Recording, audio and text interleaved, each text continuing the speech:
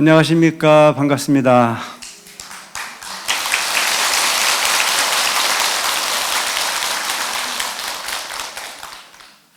애욕소전이니라. 무슨 말이냐면 모든 사람들이 산에 들어가서 수도하고 싶은 마음은 모든 사람들이 있어요. 수행을 해서 정말 참되게 살아보고 부처님 가르침대로 살아보겠다는 마음을 내지만 그러나 그렇게 나가지 못하게 되는 것은 애욕소전이니라. 애욕이라는 자체가 뭐예요? 애착과 욕심으로써 그것 때문에 실행을 하지 못하는 부분이 많은 거예요. 그래서 어차피 인생을 살아가는 부분에 있어가지고는 그렇게 사는 게 맞아. 욕심내지 않고 탐내지 않고 성내지 않고 어리석지 않고 그렇게 맑게 살고 싶은 마음은 모든 사람에게 있으나 그러지 못하는 것은 무엇 때문에 못 가는 거예요? 애욕소진이야. 내가 뭔가 탐착하는 부분에 집착하는 부분이 있기 때문에 그것을 놓지 못하는 것이다. 옛날에 한번 제가 그런 얘기를 했던 것 같아요. 부처님께서 출가하셔서 깨달음을 얻으시고 고향에를 돌아가시죠. 그 고향에를 갔을 때 본인의 이복 동생 난타가 있었습니다. 그 난타라고 하는 이복 동생이 막 고향에를 갔을 때 약혼녀가 있었다고 그랬잖아요. 그래서 그 약혼녀와 결혼을 하기 위해서 너무 들떠 있었어요. 부처님께서 딱 보니까 그 애욕이라고 하는 부분에 전전하다 보면 영원한 행복을 구하기는 대단히 어려울 것 같아서 난타에게 결혼을 하지 말라고 이야기를 하죠. 아니, 예쁜 여자와 약혼을 해서 결혼을 하려고 준비 단계에 있고 약혼 단계에 있는 그런 동생의 입장에서 형의 깨달음의 세계를 이해하지 못하는 입장에서 형을 이해하기가 대단히 어려웠어요. 그래서 부처님께서는 난타를 강제로 출가를 시킵니다. 그래서 난타는 날마다 누가 보고 싶어요? 약혼녀가 보고 싶어요. 그래서 양지에 앉아가지고 약혼녀 순다리를 보고 싶어가지고 순다리를 기회 있을 때마다 생각해서 떠올리고 있었어요. 부처님께서 난타를 데리고 천상 구경을 시켜줘야겠다 싶어서 천상 구경을 가거든요. 그래서 천상 구경을 가는데 저 히말라야라고 하는 깊은 산의 줄기를 따라서 올라가기 전에 가다 보니까 원숭이 무리들이 모여가지고 생활을 하고 있어요. 근데 그 중에 원숭이가 왕이 되기 위해서는 싸워서 이겨야 되잖아요. 그래서 그 원숭이 무리 중에 싸워서 이긴 원숭이가 왕이 됐긴 했지만 싸우다가 애꾸눈이 됐어요. 애꾸눈. 눈이 멀었어요. 한쪽 눈이 애꾸눈이 됐어요. 그래서 그 애꾸는 원숭이를 보면서 부처님께서 난타에게 물어봐요. 난타야, 네 약혼녀 순다리하고 저 한쪽 눈이 싸우다가 애꾼이 내린 저 원숭이하고 비교를 하면 누가 이쁘냐라고 물어봤어요. 그러니까 난타가 들어보니까 기분이 좋아요, 나빠요? 비교를 할 걸 비교를 해야지. 정상적인 원숭이도 아니고 한쪽 눈이 그 잘못된 원숭이를 보면서 순다리와 난타 소위 원숭이를 비교했을 때 누가 더 이쁘냐라고 하니까 난타가 화가 나가지고 비교할 걸 비교를 해야지 어찌 불순하게 내 약혼녀 순다리와 그렇게 비교를 할 수 있냐. 내 약혼녀 순다리는 참 예쁘다. 비교할 수 없을 정도로 예쁘다 라고 막 따지니까 부처님께서 알았다. 그렇다 치고 다시 길을 가자. 그래서 난타를 데리고 천상세계를 들어갔어요.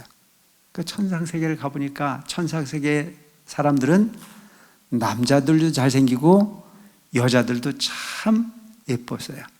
그래서 그 많은 예쁜 여자 중에 천상세계에서도 잘 예쁘다고 생각하는 여인을 만나서 그 여인을 가리키면서 난타야, 저 천상녀하고 순다리 비하고 비교를 하면 누가 더 이쁘냐? 라고 물어봤더니 란타가 하는 이야기가, 부처님, 저 천상녀와 내 약혼녀 순다리를 비교를 하면 아까 얘기했듯이 그 애꾸는 원숭이 정도에 포함되는 게 순다리고 천상녀는 상상하지 않을 만큼 예쁘다, 이렇게 얘기를 했어요.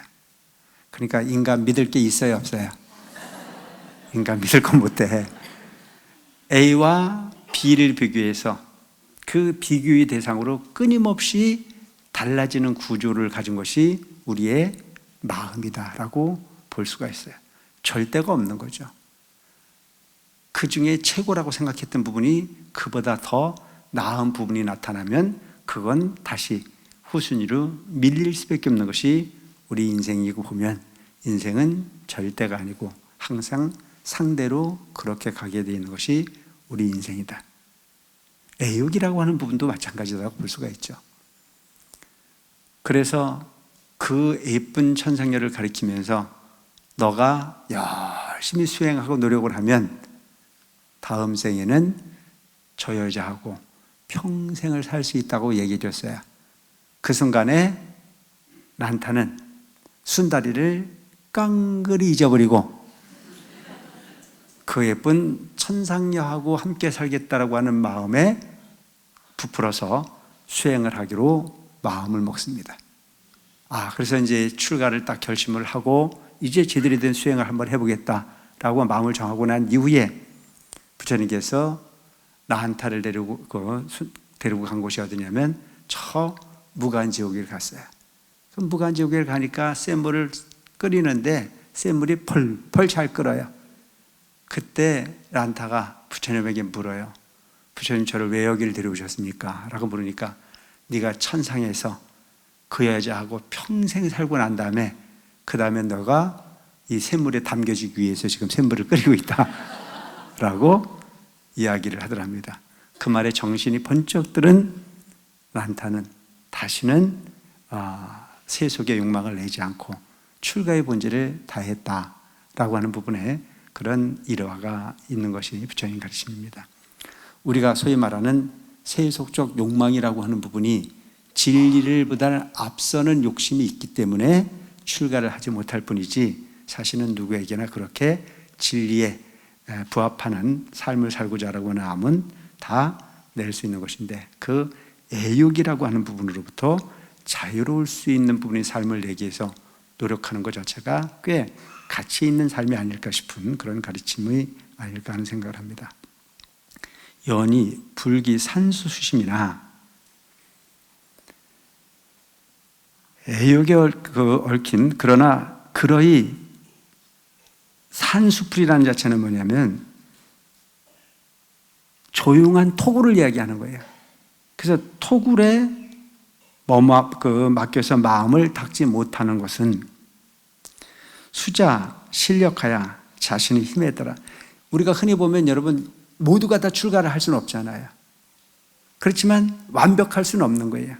그래서 모든 사람들이 다 애욕소전에 의해서 출가를 하지 못하고 수행이라고 하는 부분에 마음을 내지 못하지만, 이렇게 청정한 부분이 수행처에 나가서 완벽하게 지키지 못하는 부분이 삶을 설사 산다라고 하더라도 수자실력하야 자신의 힘에 따라서, 여러분들이 절에 오다 보면 다 완벽할 수는 없잖아요. 완벽하게 잘을 하는 사람도 있고 그렇지 못한 사람들이 있잖아요. 그런데 문제는 뭐냐면, 나는 날 샜다고 하는 사람은 희망이 있습니까, 없습니까? 부족하지만 최선을 다하는 부분이 중요한 거예요. 그래서 제가 옛날에 큰 스님 모시고 있을 때, 큰 스님 전에 이제 그때 초심의 마음이 좀 잘 가지 않습니까? 근데 그때 무슨 생각을 했냐면, 절에 살아도 밥값을 못하는 것 같은 기분이 드는 거예요. 하루 세끼 밥 먹는 부분이 밥값이 안 되는 것 같은 마음. 지금 생각해 보면 나도 그때 마음을 참 잘 썼던 것 같아. 지금은 뭐 이게 옳으니 저게 옳으니 별걸 다 가리지만, 그때는 초심에서 정말 그 열심히 나름대로 땀 흘려 노력을 하고 열심히 살려고 애를 써도 그게 만족할 만큼 그런 그 만족감을 가질 수가 없었어요. 그래서 여쭤봤어요. 제가 사는 게 밥값이 안 되는 것 같습니다 라고 한번 여쭌 적이 있어요. 큰새께서 하시는 말씀이 처해진 곳에서 최선을 다하면 되는 거다. 그렇게 발전을 해가는 거지 한꺼번에 완벽할 수는 없는 거다. 그러니까 우리가 이 절에 오셔서 공덕을 짓거나 노력을 하는 부분들도 항상 마음을 내서 최선을 다하려고 하는 부분이 답이니만큼 나는 아니라고 하는 쪽의 생각은 하지 마시기 바랍니다. 뭔 말인지 이해가 되시죠? 최선을 다하는 거예요. 그리고 우리가 주변에서 보면 조금 부족하더라도 그 부족한 부분을 이해해 주려고 애쓰는 부분이 필요해요. 근데 대개는 보면 비난을 하려고 애쓰는 경우가 너무 많아요. 처음부터 완벽한 사람은 없어요. 그리고 절에 오랫동안 다니셨는데도 불구하고 조금 부족한 분들, 조금 기대치에 못 미치는 분들이 가끔 있어요, 없어요? 있어요. 그렇지만 그걸 비난하지 마라 이거예요. 왜? 그 사람이 절에 그만큼 다녔으니 그만큼이지, 아예 절에도 안 오는 입장에서 그만큼 살았으면 얼마나 심각했을까? 무조건 그냥 그대로 생긴 대로 살아라는 얘기가 아니고 뭔가 목표를 향해서 최선을 다해서 노력하는 부분이 무엇보다 중요한 부분이다. 그래서 그 노력하는 부분을 우리가 칭송해야 되는 부분이고, 달라지기 위해서 애쓰는 부분을 인정하는 분위기가 있을 때 그것이 우리가 사찰이 어떤 그런 추구하고 있는 참된 모습이 아닐까 싶은 그런 생각을 합니다. 불사 선행이여다. 선행을 버리지 말지어다. 그래서 여러분들이 우리는 절에 오면 처음도 착함이고 둘째도 착함이고 셋째도 착함입니다. 착한 건 어떻게 착한 거예요? 착한 게 어떻게 착한 겁니까? 나를 위해서만이 아닌 누군가를 위해서 배려하는 마음이 착함의 본질이 아닐까 싶은 생각을 해요. 그래서 자꾸 착하려고 애써줘야 되는 거예요. 근데 문제는 안 착한데 착하다고 생각하는 사람이 있어요, 없어요? 그게 문제예요. 안 착한데 본인은 착하다고 생각을 하는 거예요. 가끔 보면 이런 사람들이 있어요. 세상에 나보다 경우가 밝은 사람은 없다. 근데 남들은 다 경우가 없대. 근데 지만 옳다고 생각하는 경우가 있고, 남들은 다 안 착하다는데 지 스스로가 너무 착하다고 생각하는 사람도 많아요. 우리가 착하고 안 착함은 부처님의 계율에 비추어 보면 되는 거예요. 그리고 내가 지금 행위를 하거나 말을 하거나 어떤 그 행동을 할 때 그것이 상대방에게 아픔을 주는지 안 주는지를 잘 살펴볼 필요가 있어요. 그래서 항상 나를 주관화하지 말고 객관화할 수 있는 마음을 내시기 바랍니다. 아시겠죠? 나를 띄어서 한번 이렇게 보는 거예요. 가끔은 여러분들이 나를 객관해서 보다 보면 그런 경우가 생기지 않아요? 내가 인상을 쓰고 있는 게 깜짝 놀라잖아요. 나를 객관해서 보면 내가 지금 웃고 있는지, 인상을 쓰고 있는지, 누구를 미워하는지, 누구에게 심술을 떨고 있는지, 내가 하는 행동이 누군가에게 좀 고통스럽길 바라는지 보면 보여요, 안 보여요? 보이잖아요. 그래서 그렇지 않거든 깜짝 놀라야 돼요. 내가 왜 이렇게 가고 있지? 그 순간순간이 뭐로 쌓입니까? 업으로 쌓이는 거잖아요. 그게 그냥 그렇게 생각으로 끝내주면 관계가 없는데 그 생각은 행동으로 이어지게 돼 있고, 행동을 이어서 그는 업을 만들 수밖에 없습니다. 그래서 우리는 상대방을 보려고 애쓰지 말고 누굴 봐야 돼요? 나 자신을 봐야 돼요. 나 자신 자꾸 객관해서 나를 보려고 했어요. 내가 지금 무슨 짓을 하고 있는지, 내가 지금 마음을 먹고 있는 부분은 정말 부처님 그 가르침에 부응하는 그런 생각을 하고 있는지 그걸 자꾸 살펴야 돼요. 그래서 항상 선행, 착함이라고 하는 부분의 행동을 쭉 버리지 말아요. 그걸 항상 긴장하고 바라다 보래요. 자락 능사하면, 자기 즐거움을 능히 버리면, 여러분 우리가 살다 보면 이제 나는 좋고 너는 아무렇게나 해도 된다는 생각을 하는 경우가 많잖아요. 그래서 나만 즐거우면 된다는 생각을 하지 말아요. 나도 좋고 너도 좋은 게 불교예요. 그래서 이걸 뭐라고 그래요? 자리 이타라. 나와 너가 함께하는 부분이 삶을 고민하라. 그게 부처님 가르침이에요. 그 세속에서 일반적으로 사는 부분을 보면 어때요? 나만 아니면 돼. 이게 부처님 가르침의 본질인데도 불구하고 법문 잘 듣고 난 다음에도 밥 먹는 시간 되면 우리 인간성이 보여야 안 보여요? 밥 먹을 시간이 되면 연세 높으시고 나보다 약자이시고 이런 분들을 먼저 배려해서 먼저 드시라고 그렇게 배려하고 그래 하면 얼마나 큰 공덕이 될까요? 그런데 그런 부분 다 뒤로 하고 우선 내가 먼저 먹어야 된다는 생각을 가지고 사홍서도 안 끝나고 산에 가도 안 끝났는데 어떨 때 보면 그거는 양반이야. 주지 스님 인사말 끝나면 바로 돌아서 가는 사람 많아. 그거는 내가 볼 때는 자리이타라고 보기가 어렵습니다. 무턱대고 배려를 하기는 쉽지 않지만 항상 나 아닌 누군가도 나만큼 배고플 수 있다는 생각을 가지고 배려할 수 있는 마음을 잡고 길러내 주시기 바랍니다. 이해가 되십니까? 근데 오늘날 우리는 그 부분은 여러분들이 시키지 않아도 잘하는 부분이 있어요. 어디서 잘하십니까? 내가 난 자식에 의해서. 그렇지 않나요? 여러분들 집에서 나는 안 먹어도 자식 입에 밥 들어가는 거 보면 배가 불러야 안 불러요? 그런 게 바로 이타예요. 그게 보살행위예요.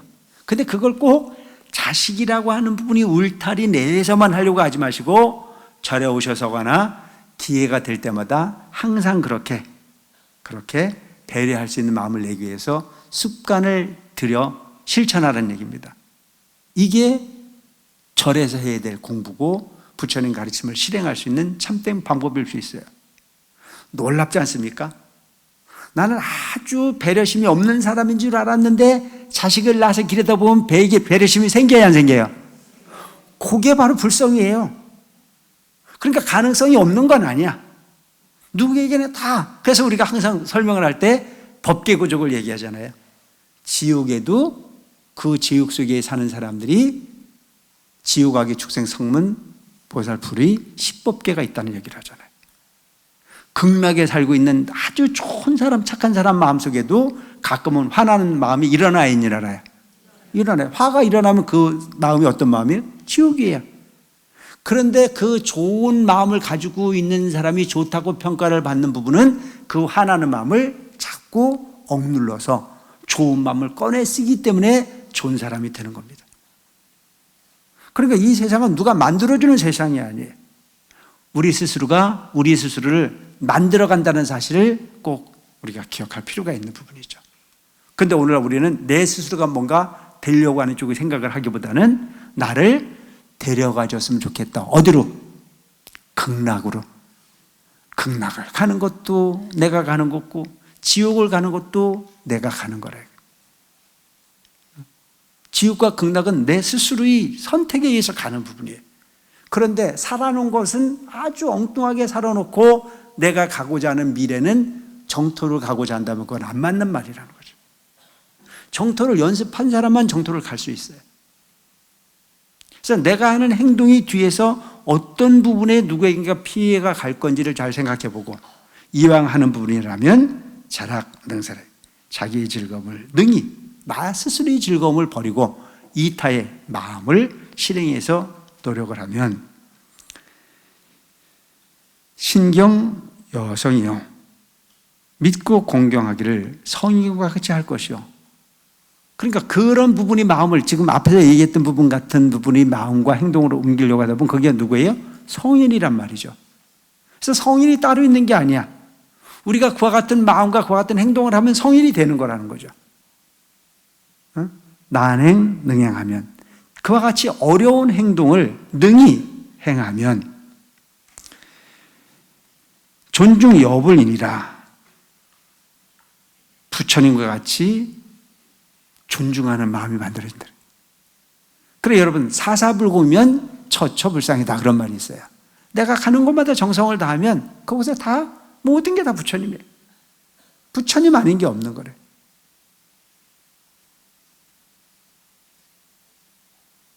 그래서 내가 부처 같은 마음을 내고 부처님 같은 그 생각을 만들려면 모든 대상을 그렇게 보려고 애를 쓰는 정성을 다해서 저절로 되기를 바라지 말고, 어느 날 갑자기 내 마음이 확 바뀌어진다? 쉽지 않은 일이잖아요. 그렇게 가려고 자꾸 노력을 하고 애를 쓰고 그러면서 서서히 바뀌어지는 부분이에요. 그래서 이 세상에 제일 나쁜 게 뭔지 아세요? 심술이야, 심술. 응? 내가 누군가를 조금 미워하면 그 미워하는 마음을 자꾸 침수봉대해서 점점 구렁텅이에 밀어넣으려고 애쓰는 부분, 그런 사람들이 의외로 꽤 많아요. 공덕지러 와서 공덕을 짓는 것이 아니고 뭘 하는 거예요? 업을 짓는 거예요. 그래서 여러분, 생각 하나가 무척 중요한 부분이에요. 또 오늘 세상을 사는 모습을 보면 누군가가 나를 알아주기를 바라잖아요. 누군가가 나를 알아주기를 바라지 말고 내가 누군가를 알아주기 위해서 애쓰는 마음을 내시기 바랍니다. 내가 누군가가 나를 알아주기를 바라지 말아요. 남편이 내 마음을 알아주기를 바라지 말아요. 내가 남편의 마음을 알아주고 헤아려 주는 것 자체가 훨씬 가치 있는 부분이에요. 여러분, 가끔 보면 그 시험에 들게 하는 경우가 많이 있지 않나요? 언제 시험에 들게 하나요, 남편을? 결혼기념일, 생일. 그래서 내 생일이면 남편이 내 생일을 아는지 모르는지 시험을 봅니까, 안 봅니까? 그래서 내 생일을 다 기억하고 있다가 남편이 모르고 넘어가면 그때부터 그 남편 죽었어요, 살았어요?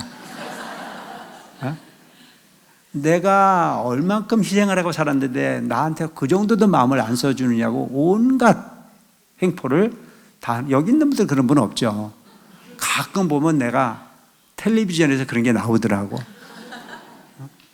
결혼기념일을 기억하는 거 쉽지가 않잖아요. 그러니까 여러분, 그게 꼭 필요하면 어떻게 하면 돼요? 달력에다 크게 적어 놓으면 돼. 내 생일이라고. 그리고 생일이 가까우면 무슨 얘기를 하면 돼요? 생일 이야기를 자꾸 하면 돼요. 그러면은 속상할 일이 있어요, 없어요? 속상할 일을 본인이 만들어 놓고 그 속상함에 젖어서 괴로워하지 말고 차라리 깨놓고 얘기하라. 그리고 갖고 싶은 게 있으면 남편 능력을 보고 거기에 맞춰서 갖고 싶은 게 있다고 차라리 말을 하라고. 그리고 그거 얻고 난 다음에 고맙다고 이야기하면 가정의 평화는 저절로 이루어지는 거 아닙니까? 이해되십니까? 아니, 뭐 내가 뭘 알겠어요?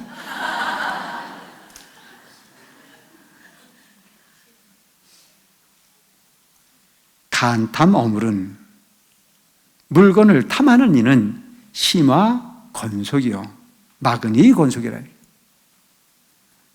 여러분들 절에 오시는 부분은 공덕을 짓기 위해서 오신 거잖아요. 복을 얻기 위해서 오는 거고 지혜를 얻기 위해서 오는 거잖아요. 그러니까 누군가가 이유 없이 뭘 주면 기분이 좋아요, 안 좋아요?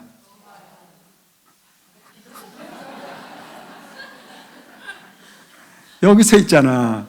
물건을 탐하는 이는 심화 건속이래. 마구니의 건속이라 이거예요. 그럼에도 불구하고 뭔가를 얻으면 좋아, 안 좋아?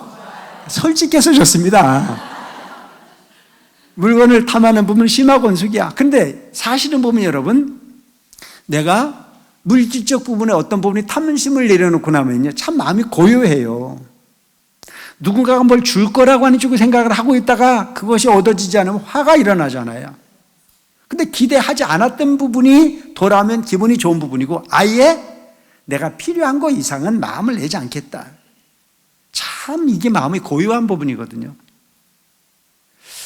여러 번 내가 이야기를 했지만, 옛날 그 큰 스님 그 가까이 제가 시봉하고 있을 때, 추석이 되거나 설이 되면 우리 신도님들이 선물을 많이 갖고 와요. 그때 스님한테 갖고 오는 뭐 선물이 특별한 게 없어요. 양말, 뭐 메리하스 뭐 이런 부분을 사다 주세요. 근데 그게 전국에서 오시는 신도들이 많이 계시니까 많이 들어올 때는 그게 막 몇백 개씩 들어올 때가 있어요. 그거 받아먹는 재미가 쏠쏠해요. 그걸 가만히 생각해 보면 받는 기분. 가만히 생각해 보니까 1년에 아무리 험하게 옷을 입어도 잘 떨어지지도 않아요. 그런데 가만히 생각해 보니까 도둑놈이 따로 있는 게 아니고 내가 도둑놈이더라고요. 그들한테 그것을 받아야 될 이유가 없는데도 불구하고 그 받는 재미에 한때 취해 있었어요. 근데 더 웃기는 게 뭐냐면 그 물건을 시시때때로 가지고 왔던 사람이 어느 날 안 갖고 오니까 되게 밉더라고요. 그러니까 내 마음에는 수행의 본질이 잠자고 있는 것이 아니고 마구니가 크고 있는 거였어요. 마구니가 딴 게 마구니가 아니에요. 그게 마구니입니다. 그래서 여러분 항상 누군가에게 쓸데없이 물질적 부분을 요구하거나 당연하다라고 하는 쪽의 마음으로 받아들이지 말고, 세속에 사는 여러분들도 설사 부부지간이라고 할지라도 항상 물질적 부분의 어떤 노력을 통해서 가져오는 부분이 있거든 항상 고맙게 받을 수 있는 마음을 내시기 바랍니다. 아시겠죠? 우리 처사님들 집에서 여러분들이 돈을 벌어오시는 분들에게 월급이 요즘 들어오는 부분은 현금으로 갖다 주는 게 아니고 통장으로 들어온다면서요? 맞습니까? 그 통장으로 들어오면 한 달 동안 고생하셨다고 그 남편에게 인사들 하십니까? 안 하시죠? 그거 안 하지 말고 하면 어떨까요? 얼마나 좋을까요? 그죠? 근데 그 일하신 분도 그 통장에 소위 돈 들어오고 난 이후에 함께 사시는 분이 한 달 동안 있었다고 너무너무 고생했다고 인사를 하면 그 한 달의 피로가 싹 식어질 것 같아요. 근데 요즘 남자들이 불쌍한 게 지가 열심히 일해가지고 돈은 누구한테 들어갔어요? 그쪽으로 들어갔고, 거기서 지가 번 돈인데도 불구하고 지가 쓸 돈은 살살 빌어야 얻잖아요. 이해되십니까? 참 희한한 세상이에요. 지가 열심히 벌었는데 그 돈은 엉뚱한 사람이 주인이 돼서 딱 착취를 하고, 그러고 난 이후에 용돈 좀 달라고 그러면 10,000원만 더 달라고 빌어야 안 빌어요? 물론 그 부분도 다 이유가 있어서 그렇긴 하겠지만 참 희한한 세상으로 살고 있는 것이 우리 삶이고, 보면 물질이라고 하는 부분을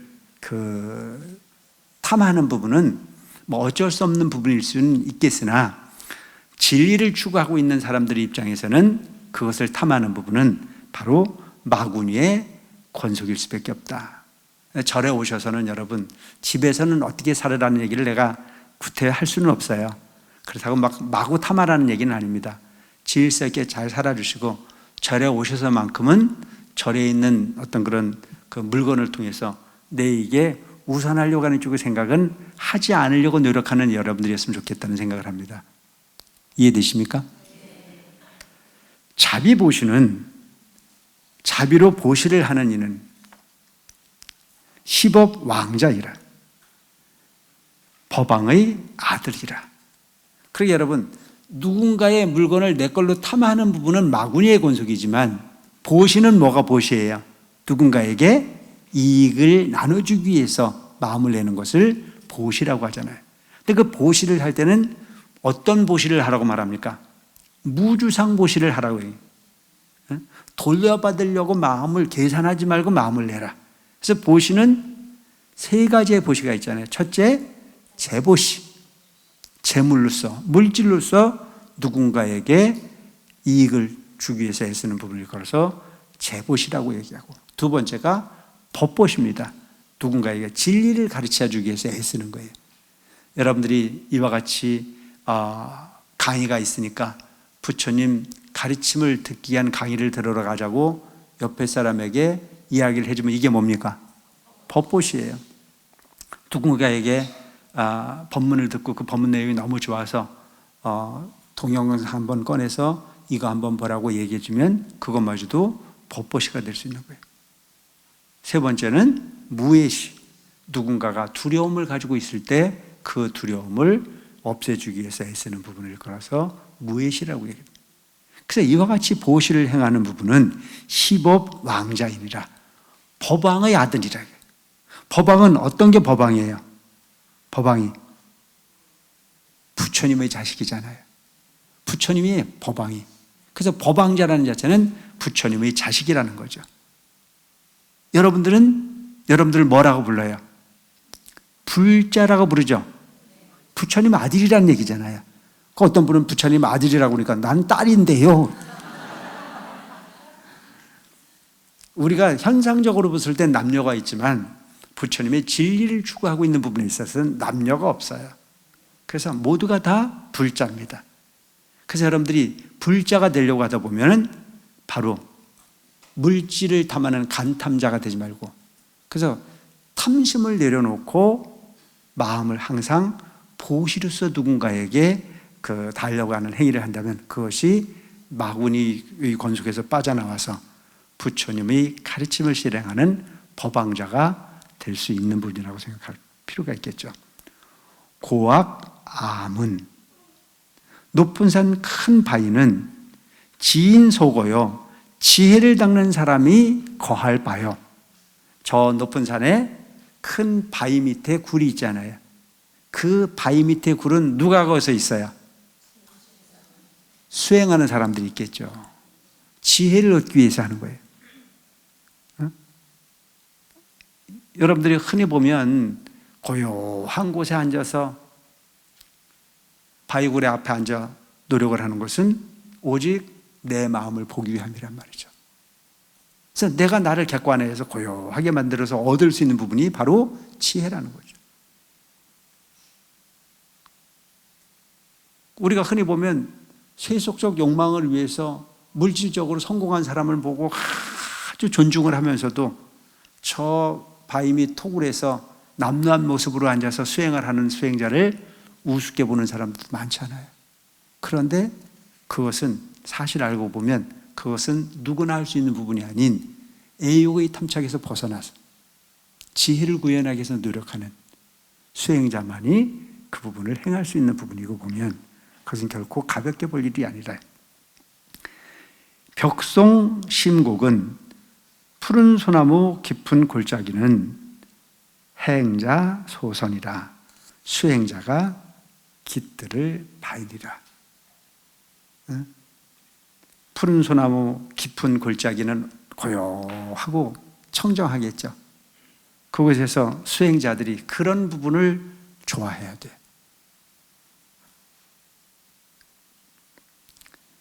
기목 손과하야. 줄이면 열매를 먹어서. 그리고 여러분 저 깊은 산, 심산유곡에 고요한 곳에 머물러 있으면 먹을 게 많이 있어요, 없어요? 얼마나 배고프겠어요. 그래서 그곳에서는 뭘로써 배고픔을 없애느냐? 기손목과하야. 나무 열매를 따서 줄임배를 채운다는 거예요. 유기기장하고 줄인 창자를 위로하고. 그리고 여러분들이 우리가 좀 배가 고프면 이 속에서 뭐를 자꾸 집어넣으라고 그래야 안 그래요? 그래서 몇 끼 굶어놓으면 베이는 게 있어요, 없어요? 베이는 게 없어요. 그럴 때 뭐 적은 부분이라도 하나를 먹어주면 그 줄인 창자가 위로를 받아요. 그래서 그렇게 배고프고 그런 부분에서 줄인 창자를 나무 열매로서 위로를 하고 가름 유수하야. 목이 마르면 흘러가는 물을 마셔서. 흘러가는 물. 여러분 그 깊은 산에는 계곡이 있어요, 없어요? 그 계곡에서 물을 떠먹어서 목마름을 해소를 하고 식기 갈정이니라. 그 갈정을 식힐지니라. 그러고 보면 우리는 참 호텔에서 솥 닦는 거이죠. 이런 얘기를 들어보면 옛날에 고생들이 얼마만큼 힘들게 진리를 구했는지를 우리가 이렇게 체득할 수 있는 부분 내용인 것 같아요. 끽감애양하여도 단 것을 먹어 애착하여 길러도, 여러분 우리가 이제 소위 여기서 얘기하고 있는 단 것이라는 자체는 좋은 음식을 먹어서, 좋은 음식을 먹으면 뭘 기르는 거예요? 이 육신을 기르는 거잖아요. 육신을. 그러니까 잘 먹은 사람이 뺀질뺀질해요? 못 먹은 사람이 뺀질뺀질해요? 그래서 스님이 너무 그래도 그죠? 이런 걸 보면 너무너무 번질번질해도 그래 참 그래.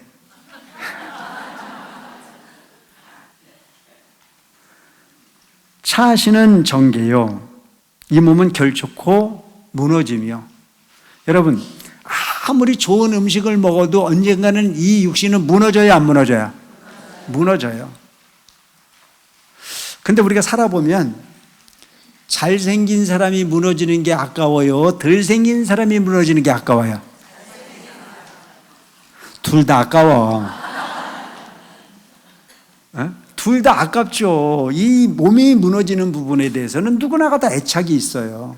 잘생기고 못생긴 것은 그냥 비교의 대상일 뿐이지, 내가 나를 봤을 때는 나보다 잘난 사람 그렇게 많지가 않아요.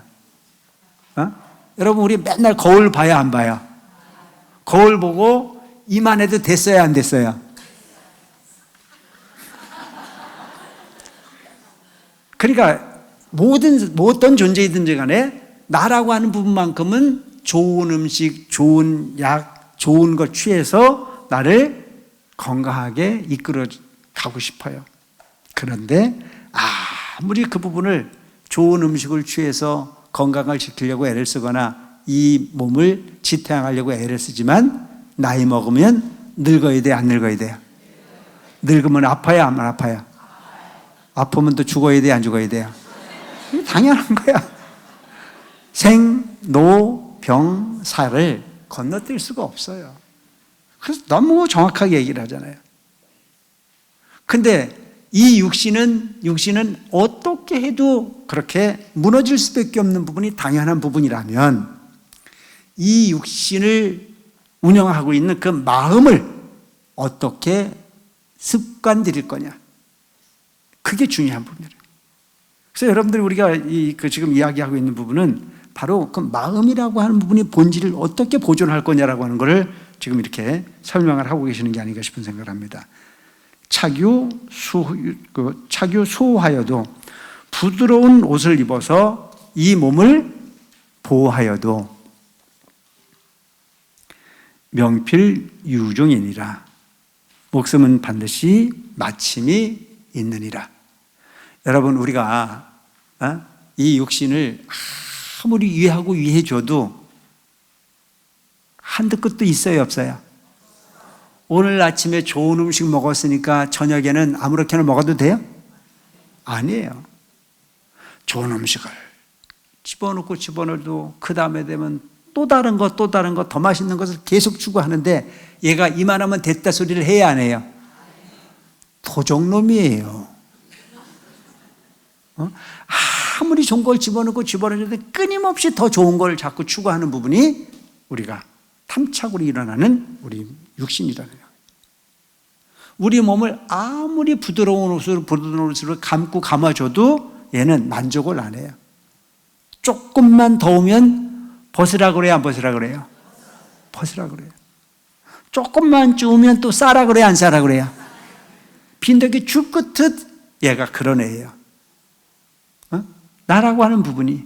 그러니까 내가 지금 이 육신에 심부름하다가 세월 다 보내는 경우가 많아요. 그래서 여러분 이 세상에 늙고 싶어 늙는 분이 있습니까? 없어요. 그래서 젊었을 때부터 계속 찍어 말랐는데도 불구하고 변했어요, 안 변했어요? 난 내가 나를 봐도 혐오스러워. 나도 뭔가 좋은 게 있으면 저거 한번 발라봐야지 하고 마음을 내거든요. 그래서 내가 열심히 투자를 했는데 지금 이 모양이라니까?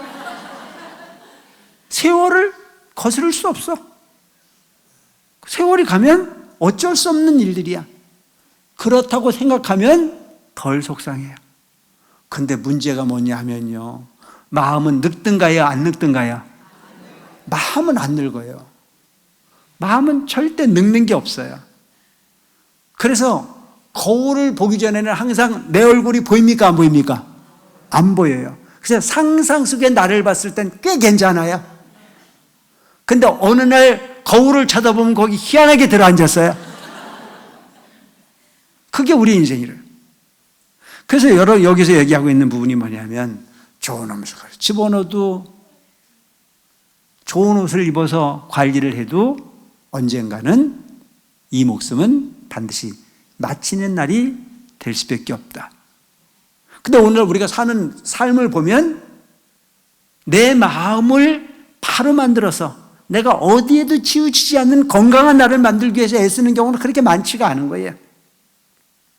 오직 마음을 내는 것은 이 몸을 어떻게 하면 좀 편안한 곳에 누일까? 이 몸을 어떻게 하면 좀 더 화려한 곳에 보존을 할까? 어떻게 하면 내가 먹어야 될 음식이 건강에 좋은 거, 맛있는 거, 부드러운 것을 추구해서 오직 요거를 위해서 사는 사람들이 너무 많아요. 이해되십니까? 정신 차려야 된다는 거예요. 그것 때문에 업을 짓잖아요. 그것 때문에 싸우고, 그것 때문에 다투고, 그것 때문에 질투하고.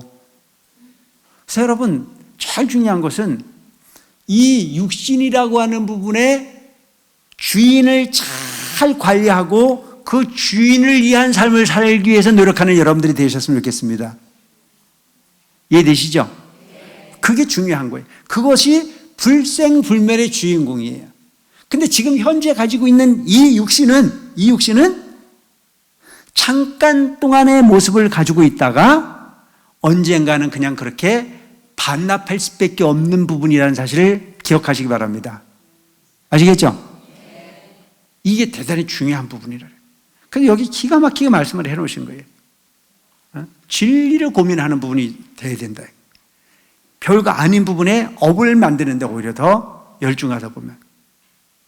그래서 대개 보면 이 육신의 심부름하다가 뭘 망쳐요? 본래 주인을 망치는 거예요. 그래서 그 본래 주인을 위해서 마음을 내시고, 육신이라고 하는 부분을 그렇다고 해서 너무 괄세를 해도 안 돼요. 들어줄 건 들어주고 아닌 건 과감하게 아니라고 이야기할 수 있는 여러분들이 됐으면 좋겠다. 그래서 무엇보다 업으로부터 청정한 나를 만들기 위해서 노력하는 삶. 현재도 괴롭지 않게 살아야 되겠지만 미래 또한 지금보다 훨씬 나은 삶을 고민할 수 있는 여러분들이 했으면 좋겠다는 생각을 하면서 오늘 벌써 시간이 다 된 것 같습니다. 다음 시간에 여러분들 뵙겠습니다. 감사합니다. 행복하고 행복하다. 월도스님 지음. 좋은 사람을 만나면 행복하고 미운 사람을 만나면 불행합니다. 그럼 나 자신은 좋은 사람인지 생각해 보세요. 좋은 사람을 만나게 해달라고 기도하기보다는 내가 먼저 좋은 사람이 되기 위해서 노력하면 기도보다 훨씬 빨리 그 소원이 이루어질 거라고 생각합니다.